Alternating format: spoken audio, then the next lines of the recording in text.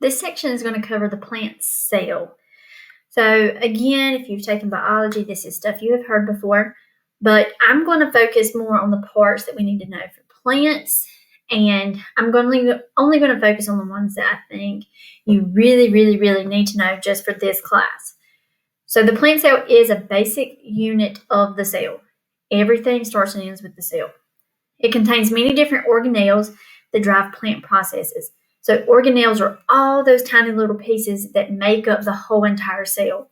So when we're looking at this picture of a plant cell, all these different little things are organelles. To break that down, we're going to start from the outside and work our way in. The cell wall is what basically bounds everything within that plant cell together. And it's interesting because that plant cell wall is made of cellulose, and cellulose means many sugars. So all those sugars that the plant is creating in the process of photosynthesis is not only food for it, but it's also helping to make those cell walls to contain all of those little organelles. It's also going to give the wall strength and rigidity to help hold it all together. The next part is the plasma membrane. It controls the substances entering and leaving the cell.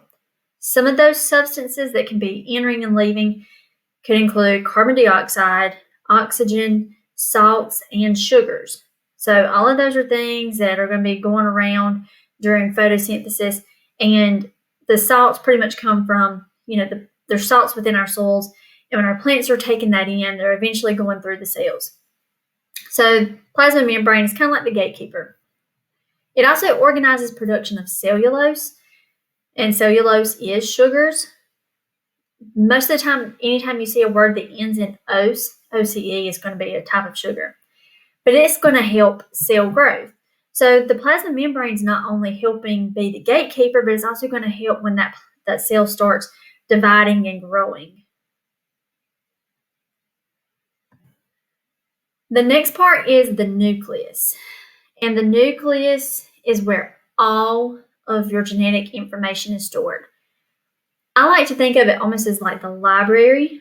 That's where you have your DNA, your chromosomes, all of that information that is passed on from generation to generation. All of that heredity is stored in the nucleus. So if you need to know anything about its genes, you go to the nucleus. And what's cool about it is, just like with people, we all have DNA. Plants are the same way.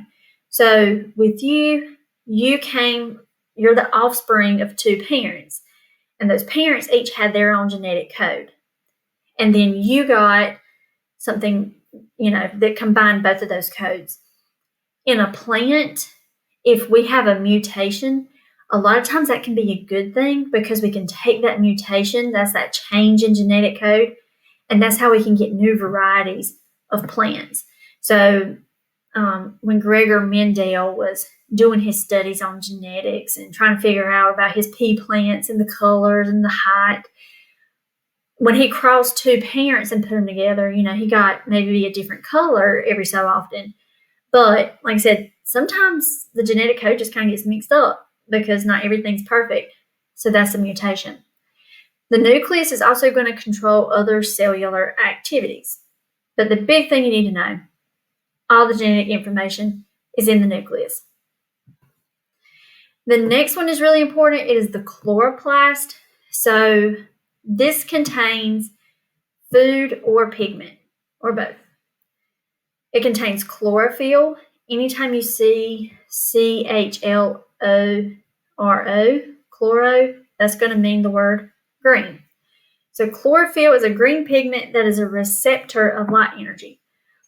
Now, what's cool about chlorophyll is a lot of times people think, it puts off that green pigment. That means it's accepting in green wavelengths of light, but it's actually not. Chlorophyll absorbs red and blue wavelengths of light because there's all these different colors of light that's coming down. And because it doesn't absorb green, it reflects it. So that's the color we see. There are other pigments that can be in a chloroplast. So carotenoid is going to take in those blue-green and violet pigments, but it's going to reflect orange, reds, yellows, and those shades. So anytime you see a plant and it's reflecting the color of that red or orange or yellow, it has more carotenoid in it. So it's reflecting that light. I think that's all the information I need for you to know about chloroplast. A plant cell can contain 40 to 50 chloroplasts. So there's a little fun fact. The next part is the mitochondria. This is what we often consider the powerhouse of the cell. This is where all the respiration is occurring and other energy transfers. So plants are making their own, they're going through photosynthesis, and respiration is like the opposite of that. It's the plant's way of making energy to drive all those other processes. So mitochondria is basically like the energy plant of the plant. So plants may contain hundreds to thousands of mitochondria in a single cell, but they are the powerhouse. There's a lot going on in there. Some other plant cell organelles we didn't discuss, but are still there. You can see on the picture the endoplasmic reticulum. There's a rough and a smooth.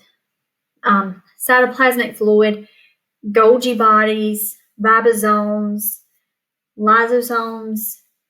So there's some other things, but I just wanted you to get the bulk of the material and to know what those few organelles do, so that way you're most brushed up on your plant cells.